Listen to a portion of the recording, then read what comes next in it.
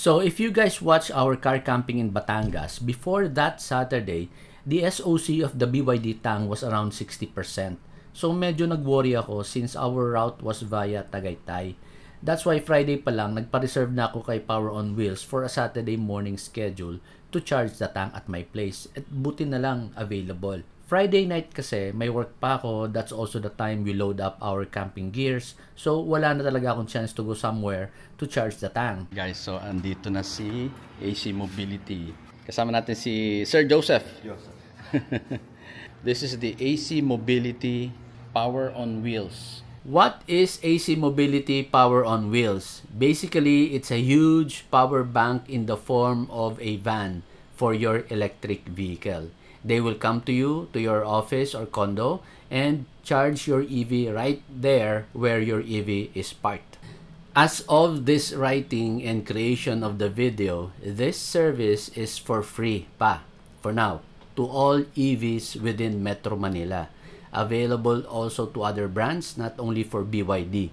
As long as your EV has DC fast charging capability. Unfortunately, this is not available for our Panchita, the Sea Lion 6. So, pay attention and I will share with you how to avail of the service, what you need to prepare, and what to expect. BYD cars are filled with advanced technology and priced competitively. However, many remain hesitant to embrace the brand due to its relative newness, with concerns about the car's quality, reliability, and the dealership's after-sales support is still unproven. And that is completely understandable. And if you are one of them, Team D TV recommends that you subscribe to our channel. We review BYD cars. For example, we took the Seagull to Tagaytay, the Tang for a camping trip in Batangas, and the Seal 5 in Zambales. Watch out for updates. Wait and see for a few months. Hopefully, later, our content will help you decide if it's the right car for you. Ayan, as you can see, it says 59%. So, 59, sabi nila, ano lang daw to? 30 minutes. So, tingnan natin kung gaano ka totoo. Anong oras na? 6:42. So, tingnan natin. Nag-start na ba yan? Naririnig ko may ingay ah. Starting na po siya. Starting na. Charging na. Oh. Nakakatakot yung mga fan. Parang drone, ano? Okay, so right now, after about 3 minutes, 62% na yung SOC niya. It says here, remaining charging time is 29 minutes. Galing. Oh my God, ayan o, lakas o. Charging power is 91.3. Maganda dito kasi sa Tesla sa US, walang mobile on the wheels na walang ganito. Meron sila big rig, yung malalaking 18-wheelers, pero for multiple cars. Multiple cars. Pag let's say may disaster sa isang lugar, ipapark lang nila yung malaking truck and then makaka-charge ng 4-6 na sakyan at the same time. Pero running through diesel yun. Kasi mas mahaba ang chargingan sa maraming sasakyan. Pero maganda ito. Ito individual. Mobile. I think it's a good idea. Yeah. Galing sa AC Mobility. 88%. Tignan natin kung pareho sinasabi. There. Ayan, 88%. Okay, so tignan natin. In real life, umabot na tayo sa ilan na ba? We started at around 6:42. So, almost 30 minutes na. Okay? So, 5, 10, 15, 20, 24. 25 minutes na. This is the running time. 26 minutes and 60 seconds. So far, medyo malapit siya dun sa manual computation ko using my watch. Kung mag-charge ka ng sasakyan, let's say 20%, yung rule na 80-20. 20%, pag nag-start ka sa 20%, going to 80%, mabilis yan. Pumapalo yan sa 200 nga eh. Depende sa system. But 200 all the way sa mag-80%. And then starts to slow down na. Yeah. Itong 38, ano yan, parang wall charger mo lang yan eh. Yung sa bahay. 20. Ayan na. Ayan na, 100%. Nice. Tingnan natin doon. Nice. Ang bilis lang, oh. 100%.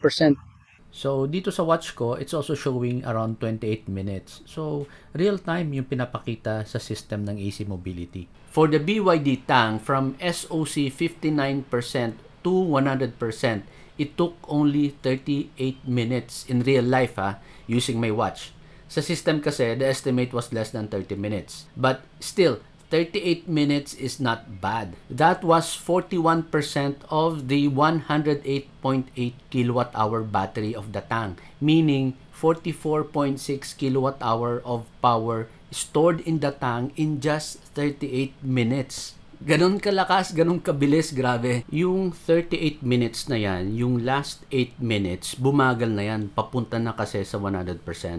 As explained by Ted and Joseph, the charging system is already pushing the electrons to the max as it reaches 100%.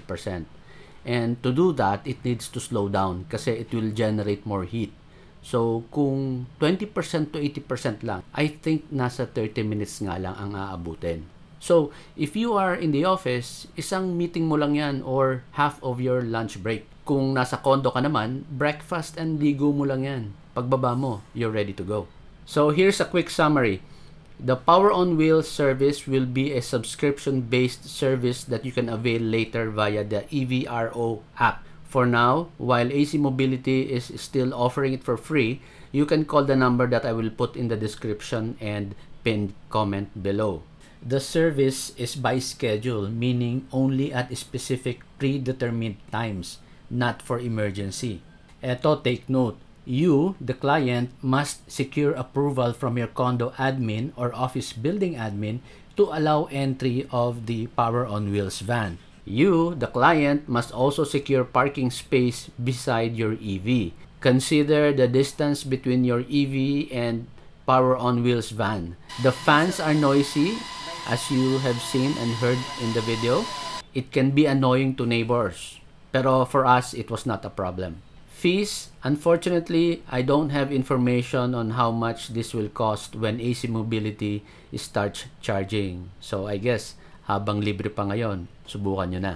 So, share ko lang for a better perspective para sa inyong mga viewers natin. Based on our experience, yung actual maximum charging power was 91.9 kilowatt hour. Okay? From the Power on Wheels. Yung experience namin with Panchita, average small wall charger is only at around 6.8 kilowatt hour. Yung sa bahay naman na portable, the maximum was only at 1.8 kilowatt hours with Panchita. Kaya yan umaabot ng 7 to 8 hours overnight doon kila Sir Alex, di ba guys, if you remember. Kaya grabe, ang laki ng difference. 1.8 sa bahay, 6.8 sa mall, tapos dito sa Power on Wheels, 91.9. Ganon kabilis.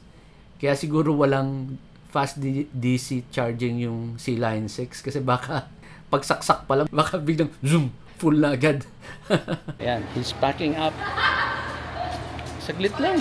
Sabihin mo ng 1 hour. May massager pala yun. Oo, mamaya sa camping, massage tayo dyan. Thank you guys for watching. Abangan nyo po yung car camping video namin susunod na. Drive safe. Bye.